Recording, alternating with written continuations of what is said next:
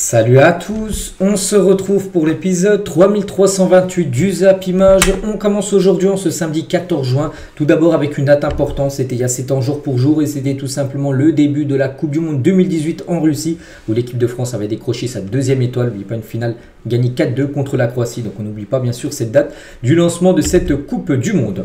Au programme aujourd'hui, quelques rencontres de football, il y a de l'Euro Espoir, donc voici le programme. Tiens, par exemple, l'équipe de France ce soir, Espoir, joue contre la Géorgie. Il va falloir gagner, pourquoi? Parce que la France a fait 0-0 contre le Portugal lors du premier match. Il faut gagner, bien sûr, il y a seulement 3 matchs de poule. Il faudrait gagner un nul ou même une défaite, les gars, ce serait pas du tout bon pour les Bleus. Donc victoire, enfin obligatoire. Donc le Portugal dans le même groupe jouera contre la Pologne, dernier adversaire des Bleus, lors du troisième et dernier match qui jouera dans quelques jours. Il y aura également un Slovaquie contre l'Italie et un Espagne contre la Roumanie. Donc l'Espagne affrontera l'Italie là dans quelques jours. Et côté espagnol, tiens, qui a gagné 3-2 contre la Slovaquie lors de leur premier match. Donc regardez ce qu'ils auraient pu avoir comme équipe pour cet Euro Espoir avec du Lamine Yamal, avec du Nico Williams, avec du Pedri, Gavi, ou même Alejandro Balde, ou même Raúl Asensio. Donc tous ces joueurs étaient, ils auraient pu jouer avec la sélection espoir espagnole. Bon, ils sont quasiment tous avec l'équipe première, mais c'est vrai que l'Espagne aurait pu avoir une équipe complètement folle pendant cet Euro Espoir.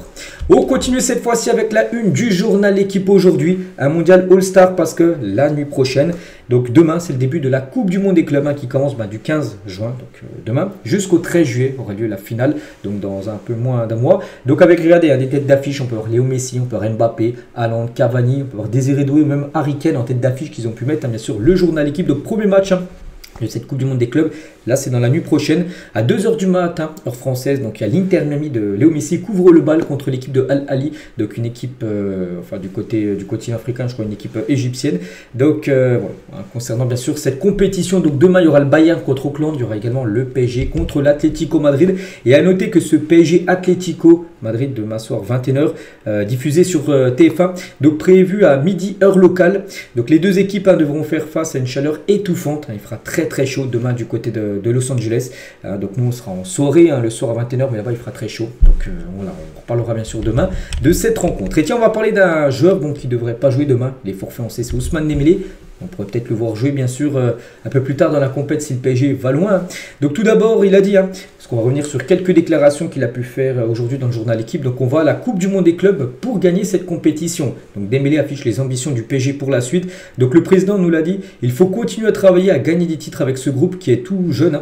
C'est la mentalité de ce club, l'état d'esprit du coach aussi au quotidien. On a encore 4 ou 5 ans devant nous pour aller prendre un maximum de trophées. On va à la Coupe du Monde des clubs pour gagner tout simplement ce trophée. Donc voilà, c'est clair, le PSG est actuellement du côté des États-Unis, c'est pas pour des vacances, c'est vraiment pour remporter tout simplement cette compétition. Toujours avec Ousmane Dembélé, il était aussi questionné par l'équipe par rapport au Ballon d'Or qui sera décerné le 22 septembre prochain. Donc tout d'abord sur sa présence dans la liste du prochain Ballon d'Or, il a dit ça serait déjà exceptionnel d'avoir mon nom dans le top 30. Vous savez que tout d'abord, et ça sera début août, il y aura une liste de 30 joueurs. Puis le 22 septembre, on connaîtra bien sûr le classement de ces 30 joueurs-là pour faire le classement définitif. Donc lui, rien que d'être déjà dans le top 30, ce serait énorme. Bon, il sera bien sûr, et il pourrait même bien sûr le remporter à ce Ballon d'Or. N'oubliez pas que jamais dans sa carrière, il a été nommé dans les top 30 du Ballon d'Or. Donc là, il sera dedans. Et peut-être vainqueur, on verra. Et être l'un des favoris est déjà une grande victoire, même si j'espère le gagner un jour. Donc voilà, Dembélé est gêné quand on lui dit qu'il peut viser le Ballon d'Or. Il a dit ce sont des choses difficiles à dire, mais gagner un Ballon d'Or quand tu es un joueur de foot, c'est évidemment le Graal individuellement. En trophée individuel. C'est le plus gros trophée, bien sûr, le Ballon d'Or. Donc c'est quelque chose qui te fait rêver quand tu es petit. Je me souviens à l'époque où c'était dans Téléfoot, quand je voyais les joueurs apparaître pour recevoir le Ballon d'Or, c'était incroyable. Rien que l'objet, le ballon, il est exceptionnel, bien sûr. Donc toujours avec Ousmane Dembélé, toujours avec ce Ballon d'Or, le journaliste, il a dit « En quoi feriez-vous un beau Ballon d'Or » Donc Dembélé, il a dit « Elles sont dures vos questions. Je ne sais pas, ce sont les journalistes qui votent. Personnellement, je joue toujours le même football. Depuis tout petit, je veux donner du plaisir aux gens qui viennent au stade. Après, chacun pense ce qu'il veut et vote ce qu'il veut. Si tu aimes bien Ousmane Dembélé, c'est bien. Si tu ne l'aimes pas, la vie continue, on verra bien. » Voilà. Toujours avec Ousmane et toujours avec ce Ballon d'Or, parce que le journaliste de l'équipe lui a vraiment beaucoup questionné sur ce trophée qu'il pourrait peut-être remporter. Si j'ai parié une montre au cas où je gagne le Ballon d'Or, il a dit je n'ai pas fait de pari, mais je pense que je peux avoir un petit cadeau, oui, et je vais essayer d'en parler aussi avec le président Nasser, bien sûr, le président du PSG, qui pourrait certainement aussi lui offrir un beau cadeau en cas de victoire, bien sûr, au Ballon d'Or. Et si je taquine Kylian sur le fait que je puisse remporter le ballon d'or avant lui. Pas du tout, il a dit non, on n'en a pas parlé, on ne se chambre pas sur ça. Voilà, il va pas faire dire moi j'ai gagné le ballon d'or avant toi. Non, Dembélé il n'est pas du tout comme ça, alors que pour l'instant en plus il n'a rien gagné du tout. Donc avec Kylian on s'est toujours dit que de remporter des titres collectifs était beaucoup plus important. Voilà, si tu veux gagner bien sûr le ballon d'or, hein. Si tu fais ça, tu as la possibilité d'être sacré, on se concentre sur ça, rien de plus bien sûr de tout d'abord remporter des trophées collectifs. Et bien sûr si tu gagnes de gros trophées collectifs et si tu es bon, eh ben oui, ça peut t'amener à remporter un ballon d'or. Il parle aussi de Luis Enrique, un coach qui l'a totalement changé. Il a dit avec un coach comme Luis Enrique, tu sais que si tu défends pas, tu vas aller sur le banc. Ça c'est vrai, c'est vrai qu'à l'époque, il aurait été là Luis Enrique, donc les Messi, tout ça, les Mbappé, je ne sais pas s'ils auraient joué parce que c'est vrai que si tu défends pas, si tu fais pas les efforts défensifs, si tu es attaquant, eh ben tu vas sur le banc. Il y a d'autres joueurs qui le feront à ta place, hein. Donc Dembélé évoque l'apport de Luis Enrique au PSG. Donc pour moi, un attaquant ne doit pas tricher. Il doit faire tout le temps les efforts, que ce soit défensif ou offensif, pour aider l'équipe. C'est grâce à ce que le PSG est devenu champion. Enfin, c'est grâce à ça que le PSG est devenu en gros champion d'Europe, hein. Tout le monde a défendu et tout le monde a attaqué. Prenez Achraf Hakimi. Le coach est venu me parler en début de saison. Il m'a dit que je devais montrer l'exemple, bien sûr, aux plus jeunes, hein. Toujours avec Ousmane, donc il vaut aussi Désiré Doué aussi fort que Lamine Yamal. Il a dit franchement les deux sont aussi forts. Donc Lamine Yamal, tout le monde parlait déjà de lui dès son plus jeune âge à Barcelone, hein. Quand il est arrivé en professionnel, on a compris qu'il était exceptionnel et il a pris une autre dimension là depuis quand même quelques temps, hein, Lamine Yamal.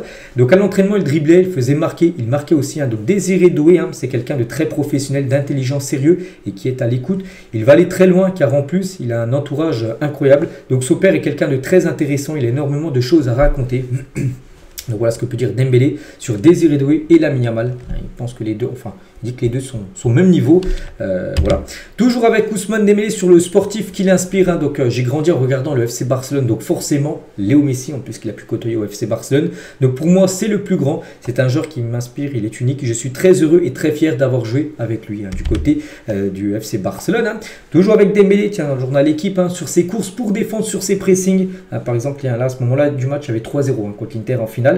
Et regardez, Yann Sommer allait tirer un 6 mètres. Regardez, Dembélé était déjà prêt à lui mettre un gros pressing dessus. Donc avec un coach comme Luis Enrique, de toute façon, si tu ne défends pas, tu vas aller sur le banc, hein. Donc voilà, en gros, c'est à peu près la même déclaration que tout à l'heure. Donc il a dit qu'il est obligé bien sûr de faire beaucoup d'efforts, hein. Et Dembélé est devenu aussi quelqu'un de très discipliné. Donc maintenant, même les jours de repos, j'aime aller au centre d'entraînement, récupérer, travailler avec les kinés. Donc avant, je rentrais chez moi, je jouais à NBA, donc en gros un jeu vidéo. En gros, je regardais un peu la télé. J'étais plus jeune aussi, c'est normal. Mais au bout d'un moment, tu le payes cash. Je l'ai vu surtout à Barcelone avec toutes les blessures. Il a dit que depuis, il a fait beaucoup de changements, hein. Donc au lieu de jouer à la console, s'il faisait de son temps libre, hein, du côté de Barcelone, donc maintenant il vient souvent au centre d'entraînement pour récupérer, travailler avec les kinés. Donc oui, c'est pas du tout la même style d'hygiène de vie, hein, bien sûr. Et tout ça font que il est très peu blessé actuellement, même s'il est blessé actuellement. C'est ça qu'il se blesse beaucoup moins que quand il était au Barça. Et ses performances sont bien meilleures actuellement. Donc c'est ça qu'il a changé. C'est surtout la discipline. Il a pris de l'âge et là, il sait qu'il a dû faire d'autres choix de carrière, hein. Et 9 ans après sa célèbre phrase, hein, Dembélé ne sait toujours pas en lequel de ses pieds il a le plus confiance, hein. Il avait dit, tiens, il y a 9 ans, donc mon pied gauche, en gros, il ne sait pas s'il était plus gaucher ou droitier, il a dit, hein. Mon pied gauche, non, en fait, je ne sais pas, c'est difficile à dire parce que je tire mieux du pied droit que de l'autre, hein. En revanche, j'ai une meilleure conduite de balle avec mon pied gauche. Je n'arrive pas trop à conduire le ballon avec mon pied droit. Il m'échappe, mais c'est pas mal d'avoir les deux pieds. Voilà, en gros, il a un pied plutôt pour dribbler qui est le pied gauche et plutôt un pied pour tirer le pied droit. En gros, ce qu'a pu dire Ousmane, hein. Et je crois l'une des dernières déclarations de sa part, donc il veut écrire aussi l'histoire en équipe de France, hein. Donc j'ai bien commencé en 2017, j'ai fait de bons débuts, mais après je n'ai vraiment pas été régulier avec les Bleus. Donc dans un an, il y a le mondial aux États-Unis. J'ai aussi cette volonté de faire quelque chose de grand avec ce maillot de l'équipe de France. J'ai envie d'être tranchant, d'être un leader sûr et en dehors du terrain. Je suis l'un des plus anciens en sélection. Il faudra montrer l'exemple lors de cette Coupe du Monde l'année prochaine avec les Bleus. Et il parle également de João Neves, hein, son collègue portugais du côté de Paris. Il a 20 ans, mais on a l'impression qu'il en a 30 dans sa façon de jouer, hein, tout simplement. Donc voilà, toutes les déclarations d'Ousmane Dembélé. Il a été interviewé là, tiens, dans le journal L'équipe aujourd'hui. Et pour finir avec lui, mais là pas une déclaration de sa part, mais juste par rapport à son état de santé, parce qu'oubliez pas qu'il s'est blessé c'était lors de la demi-finale contre l'Espagne de Ligue des Nations, là il y a une dizaine de jours. Donc Dembélé de son côté continue de travailler individuellement et un entraînement un peu plus poussé. Donc c'est dire que c'est un petit peu mieux, hein, pour Ousmane Dembélé. Bon, il sera forfait demain. Il sera forfait également pour le prochain match contre Botafogo qui sera vendredi prochain. Et peut-être le dernier match contre Seattle, le match de poule de Coupe du Monde des clubs, pourra peut-être faire son retour. Ousmane, on verra. Et concernant Barcola, donc lui il a fait son retour à l'entraînement collectif. Il pourrait être présent dans le groupe parisien qui affrontera l'Atlético Madrid, bien sûr, de Massoir. Et toujours tiens avec cette équipe parisienne actuellement aux États-Unis. Donc Safonov, Moscardo, Neves et Marquinhos passent du bon temps aux États-Unis avant le début de la Coupe du Monde des clubs. Donc là, je sais pas, ils étaient en train d'être filmés dans un... Enfin, c'est eux qui se filmaient sur une caméra dans un magasin. C'est que j'ai vu pas mal de vidéos aussi des joueurs du PSG dans les rues de Los Angeles. Voilà, pendant leur temps libre, bien sûr, pour préparer cette compétition. Tu es toujours à Paris, tiens, juste de dernières infos. Là, ça parle mercato. Le jeune Yoram Zagué, proche d'être prêté avec option d'achat au FC Copenhague. On devrait partir. Un accord de principe entre le PSG et le club danois a été trouvé pour le jeune défenseur de 19 ans. Donc on l'a prêté. Voilà, si le PSG veut le faire revenir d'ici 1 ou 2 ans, ils pourront. Mais voilà, il y aura beaucoup plus de temps de jeu, je pense, à Copenhague que du côté de Paris où il est quand même défenseur droit. Un défenseur droit, tu as Hakimi, tu as Zeremri qui peut jouer défenseur droit, tu as Neves aussi qui peut dépanner défenseur droit. Donc pour lui, les gars, son temps de jeu est quasiment très faible. Il devrait partir du côté de Copenhague. Il y a un autre Parisien qui devrait également partir, c'est Mahamadou Sangaré, un jeune joueur de 18 ans, devrait quitter le PSG librement pour s'engager avec Manchester City. Donc le jeune buteur va signer un contrat de 5 ans qui prendra effet à partir du 1er juillet prochain. Il va intégrer l'académie, enfin le centre de formation de Manchester City. Donc lui, il était quand même cette saison co-meilleur buteur de la Youth League, la Ligue des Champions juniors. Il a marqué quand même 2 triplés. Voilà, il a marqué un contre l'Atlético et un contre le Bayern. Donc il va quitter librement le Paris Saint-Germain. On continue les gars avec toute autre chose. On va parler cette fois-ci du Real Madrid. Il y a 3 ans, jour pour jour, c'était un 14 juin 2022. Le Real Madrid recrutait Aurélien Tchouaméni pour 100 millions d'euros, bonus compris. On en pense quoi du transfert avec du recul? Bon, après, est-ce qu'il coûtait 100? J'en sais rien. Je sais que le PSG était sur le coup. Il avait le choix entre Paris et le Real. Je me souviens très bien quand on parlait du mercato de Tchouaméni. Bon, il a préféré bien sûr le Real Madrid. Bon, après, il y a eu des périodes, en gros, Tchouaméni du côté du Real, il y a eu des périodes bonnes et des périodes un peu moins bonnes. Là, sur la fin de saison, c'était plutôt bon. Mais en début de saison, c'était très moyen. Voilà, c'est un joueur, on va dire, qu'à ses périodes, du côté du Real. Donc, il y a 3 ans, en tout cas, il rejoignait l'équipe madrilène est toujours avec le Real Madrid. Et c'est officiel, le Real Madrid annonce encore une signature officielle, sa 3e signature officielle sur ce mercato après Trent Alexander-Arnold, Huijsen. Et ben c'est le jeune Franco Mastantuono. Ça y est les gars, c'est fait, c'est officiel. C'est un joueur du Real Madrid. Donc montant du transfert environ 40 millions d'euros. Il a 17 ans. Donc il signe pour les 6 prochaines années jusqu'en 2031 et disputera d'abord le mondial des clubs avec River Plate. Il arrivera au Real Madrid après la Coupe du Monde des clubs où là, il participera avec son club argentin. Donc n'oubliez pas que ce jour, il y a à peu près une dizaine de jours, il est à 2 doigts de rejoindre le PSG. Qu'est-ce qui s'est passé? C'est que Xabi Alonso l'a appelé, et ça l'a directement changé. Il est à 2 doigts de rejoindre Paris. Puis du coup, dès qu'il a su que le Real le voulait, il a stoppé les négociations avec Paris pour seulement se focus sur le Real. Et voilà, maintenant c'est fait, c'est officiel. Donc, Mastantuono est le premier joueur argentin à signer au Real Madrid depuis Angel Di Maria. C'était il y a 15 ans, la dernière signature d'un Argentin du côté du Real Madrid. Et du coup, le mercato du Real Madrid, c'est quand même sexy. Donc, Franco Mastantuono, Alexander-Arnold, Huijsen, Carreras, c'est le prochain sur la liste. Carreras, normalement, le Real va essayer de le faire après la Coupe du Monde des clubs. De toute façon, il va jouer avec le Benfica. Et il y a le coach aussi, il y a eu un changement de coach. Donc voilà, pour l'instant, on l'avait prédit, de toute façon, là, il y a 2 mois, avant que tout ça soit officiel, on avait dit que le Real Madrid sera certainement très actif sur le mercato. Il y aura une nouvelle ère, déjà avec le nouveau coach, puis c'est vrai qu'il y a déjà pas mal de recrues du côté de cette équipe madrilène. Et surtout, on peut voir quand même 3 défenseurs, quand Carreras sera signé. C'était quand même le gros point faible cette saison, ça a été la défense, avec beaucoup de blessures. C'est pour ça qu'ils ont voulu ramener du sang frais.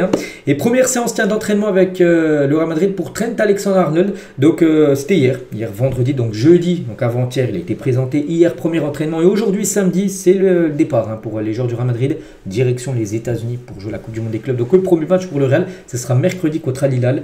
Voilà, pourquoi ils partent aujourd'hui? Parce que c'est dans 4 jours leur premier match. Voilà pour cette équipe madrilène. À noter, son combat avec le PSG apparaît déjà depuis mardi du côté des États-Unis, parce que le PSG joue demain, dimanche.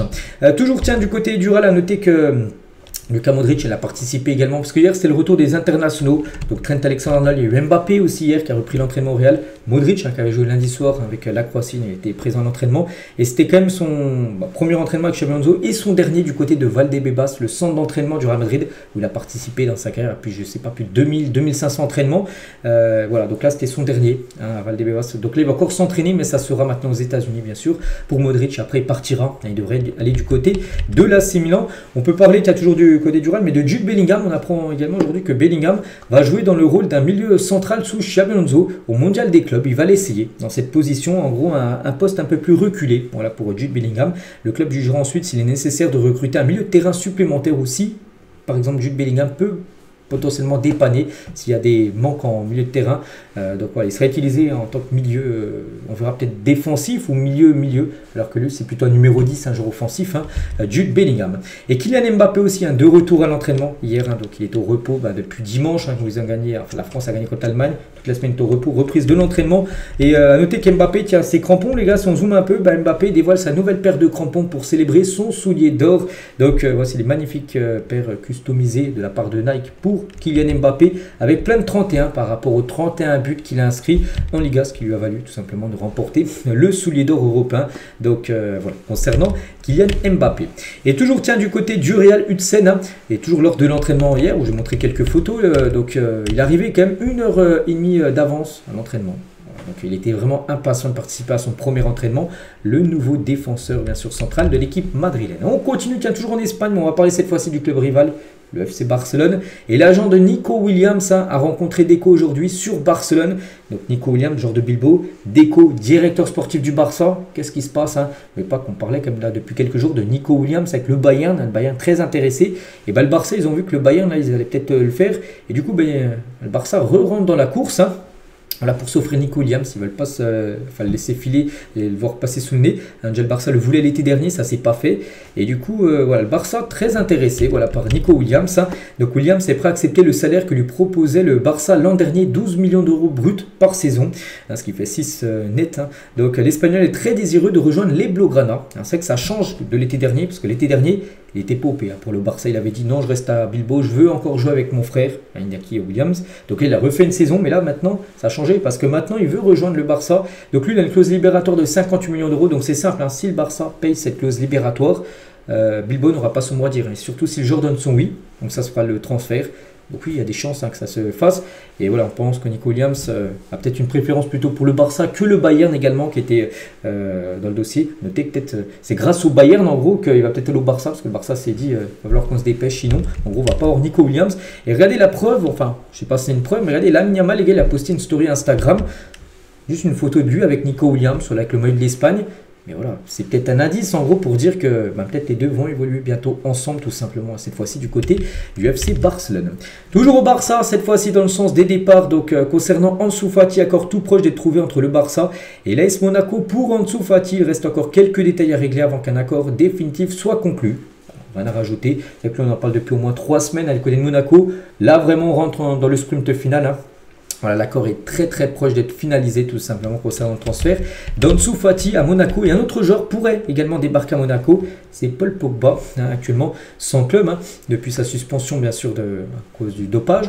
Et Pogba souhaite rejoindre l'AS Monaco. Les deux parties vont désormais essayer de trouver un accord contractuel. Donc voilà, l'AS Monaco attend le feu vert définitif de Paul Pogba. Les discussions sont avancées entre les deux parties. Un contrat jusqu'en juin 2027 est sur la table pour Paul Pogba qui pourrait faire son retour en France.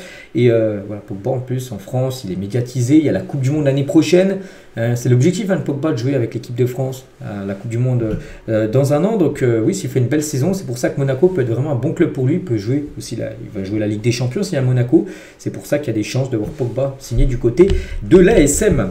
Concernant Florian Wirtz, on sait que le transfert est quasiment officiel, il y a accord de principe trouvé entre Liverpool et Leverkusen, donc le montant les gars du coup, c'est ce aux alentours des 136 millions d'euros. On parlait beaucoup de 150, ce serait plutôt 136. Donc ce serait quand même toujours un énorme montant de transfert. Bon, on verra quand ça sera officiel le montant exact, mais là on parle d'une somme de 136 millions d'euros. Et à noter que Wirtz, salaire les gars, ça sera jackpot. Donc il touchera un salaire annuel brut d'environ 20 millions d'euros à Liverpool, soit près de 1,6 million d'euros par mois. Son salaire du côté de Liverpool, c'est bien plus que ce qu'il touchait bien sûr du côté de Leverkusen. C'est quasiment un salaire doubler voire tripler. Hein. Voilà ce qui pourrait toucher du côté de Liverpool. Et du côté de Leverkusen, qui pour le remplacer, Justin Kluivert est la priorité du Bayer Leverkusen pour succéder à Florian Wirtz. Hein. Eric Ten Hag, n'oubliez pas que Ten Hag est le coach de Leverkusen, hein. Donc il a signé en tout début de mercato. Et du coup, lui qui avait coaché Justin Kluivert à l'Ajax il y a quelques années, il aimerait le faire venir du côté simplement de cette équipe de Leverkusen pour être le remplaçant en gros de Wirtz. D'autres infos mercato, on va parler de l'OM qui veut Oscar Mingueza, tiens, c'est un joueur du Barça. Donc des clubs de Bundesliga sont également sur le dossier. Donc le Celta Vigo ne veut pour l'instant pas négocier en dessous de sa clause de 20 millions d'euros, hein, sa clause libératoire. Marseille souhaite faire baisser le prix, hein, donc Marseille très intéressé par Oscar Mingueza. On va parler de Manchester United a repris les discussions avec Victor Osimhen qui réclame 12 millions d'euros par an. Les Red Devils sont toujours aussi intéressés sur Gyökeres au poste de numéro 9, donc voilà. Du côté de Manchester, là, ils ont fait Matheus Cunha officiel, 73 millions d'euros, c'est plutôt... Oui, c'est un offensif, mais c'est pas un neuf. Hein. Matheus Cunha, c'est plutôt un joueur qui peut jouer sur les couloirs, son numéro 10. Là, ils veulent vraiment un nouveau numéro 9. Et voilà, donc il y a Osimhen et il y a Gyökeres ciblé. Et en parlant de Gyökeres, donc le Sporting, hein, son club, écoutera les offres comprises entre 60 et 70 millions d'euros pour leurs joueurs en gros. Donc il y a toujours Manchester qui est intéressé, on en parlait juste avant, et Arsenal. Arsenal toujours très intéressé aussi par Victor Gyökeres. Et toujours du côté de Manchester, hein, donc il y a Osimhen, il y a aussi Gyökeres, mais aussi Mbeumo, lui veut aller là-bas. Hein. Et Manchester aussi toujours le choix numéro 1 de Bryan Mbeumo. Hein, donc lui, le joueur devrait partir de Brentford. Et Manchester, c'est son choix numéro 1. Notez que Tottenham aussi intéressé par Bryan Mbeumo. Et offre de 70 millions d'euros de Tottenham pour Bryan Mbeumo qui devrait quitter Brentford. Donc Mbeumo préfère Manchester United. Mais son coach Thomas Frank pense pouvoir le convaincre de le rejoindre chez les Spurs. Mais pas que Thomas Frank, c'est officiel. Il a quitté Brentford pour aller coacher Tottenham. Et en gros, Thomas Frank coachait, hein, bien sûr, Mbeumo à Brentford. Il aimerait cette fois-ci le faire venir à Tottenham pour la saison prochaine, on verra.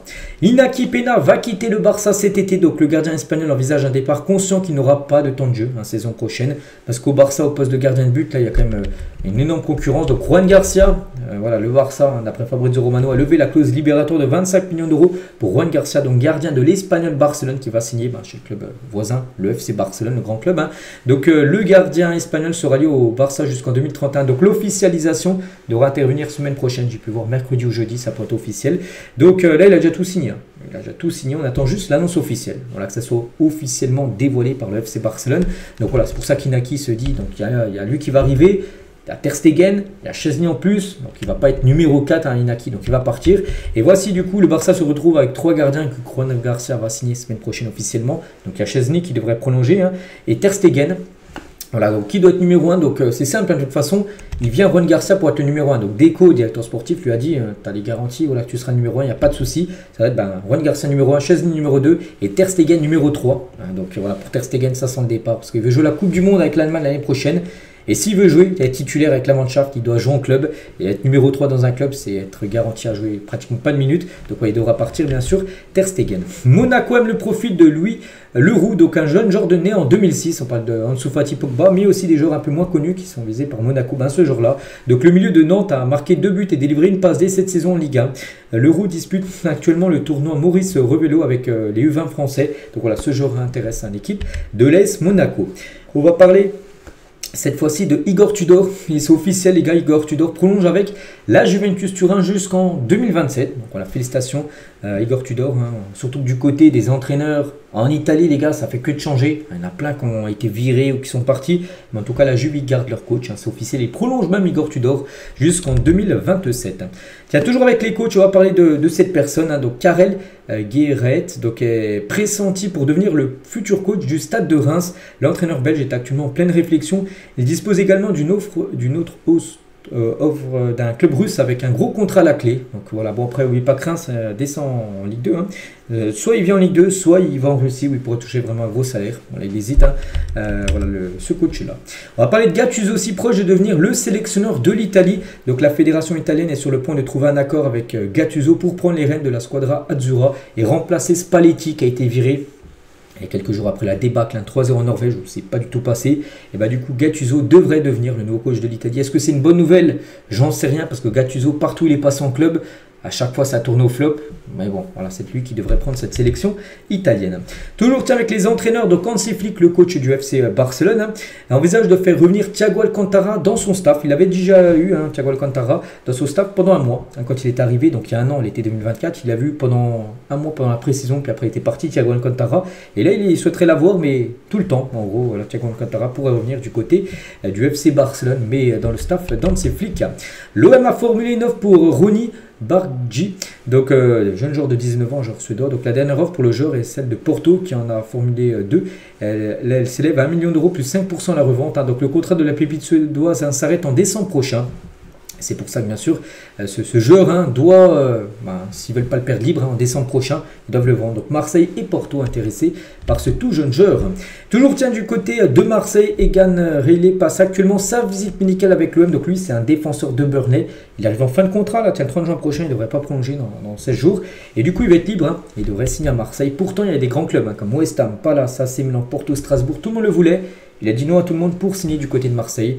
C'est vrai que Marseille va être un peu anglais, je dis, déjà avec Mason Greenwood, avec Jonathan Reu et aussi avec Angel Gomez, qui a signé officiellement du côté de Marseille.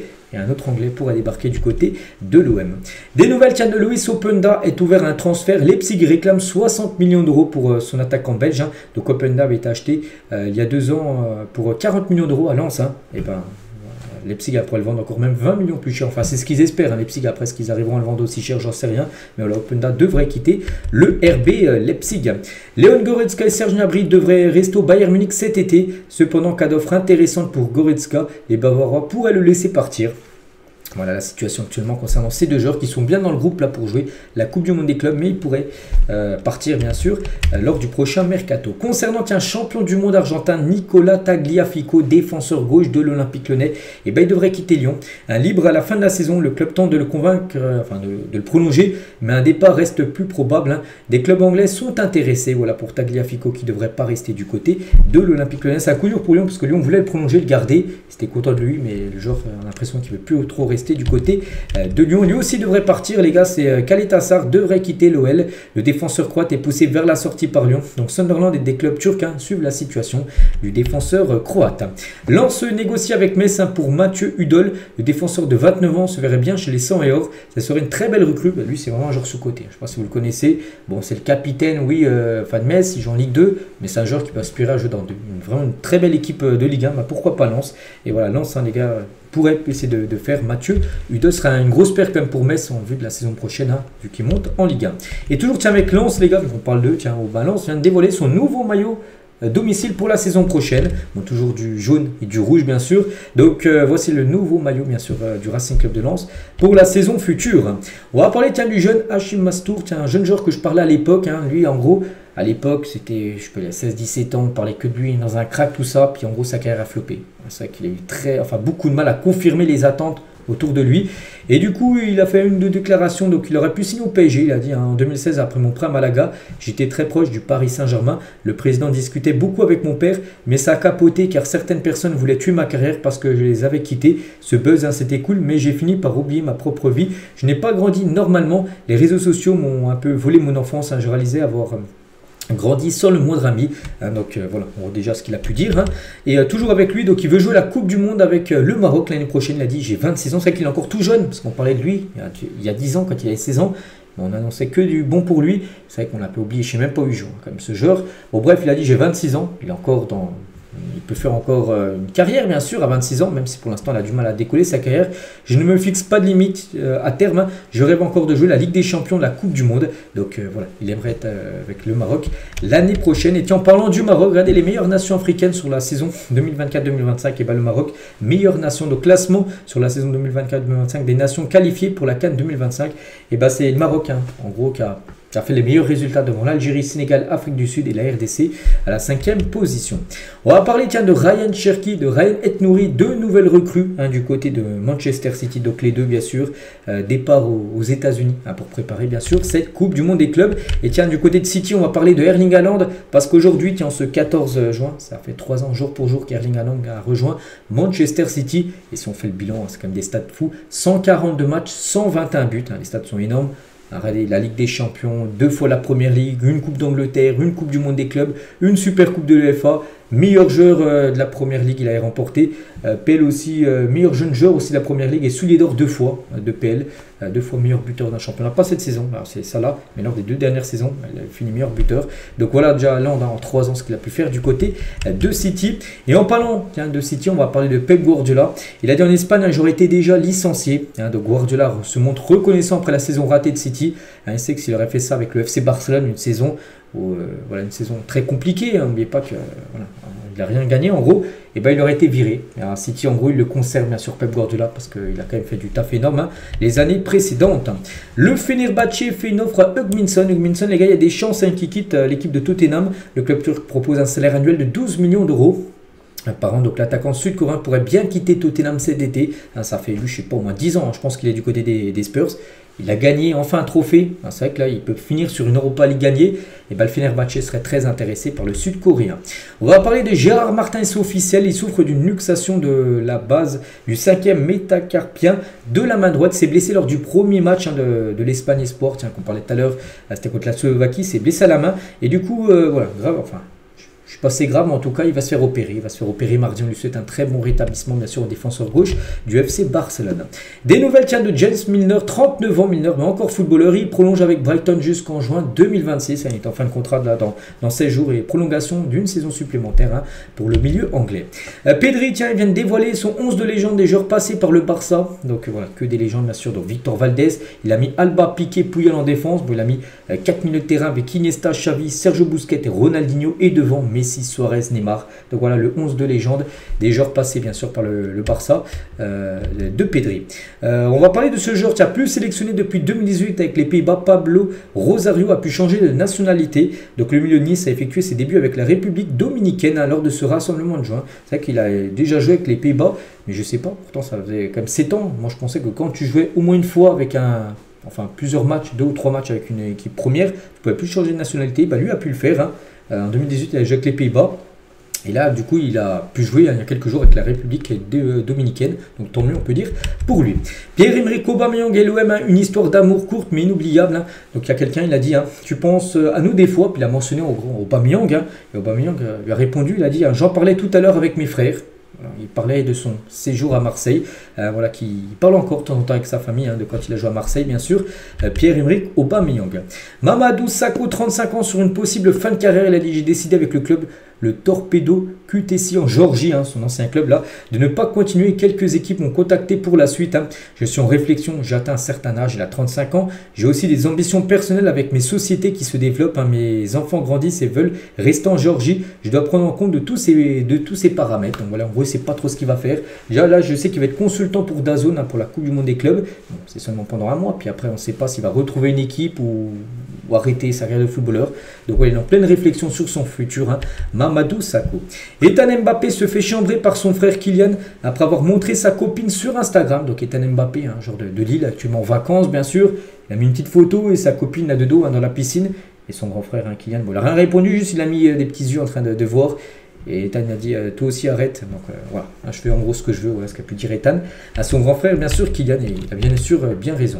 66 000 € d'amende pour Clinton Inji qui n'a pas payé le leasing de sa Bentley. Donc l'ancien joueur de l'OM avait signé un contrat en 2017 pour le véhicule d'une valeur de 320 000 €, mais avait cessé de payer en 2019. Voilà. Donc NG a été condamné par la cour d'appel d'Aix-en-Provence et devra aussi verser des intérêts de retard, voilà, par rapport à de l'argent qu'il doit en gros, qu'il n'avait pas fini de payer le leasing de sa Bentley, qu'il ne voulait plus payer en gros. Donc voilà des nouvelles de l'ancien joueur de l'OM. Je ne sais même plus où il joue, là on peut voir que le maillot, je crois, du Dynamo Kiev, je ne me trompe pas, je ne sais même pas s'il est encore dans cette équipe, l'attaquant camerounais.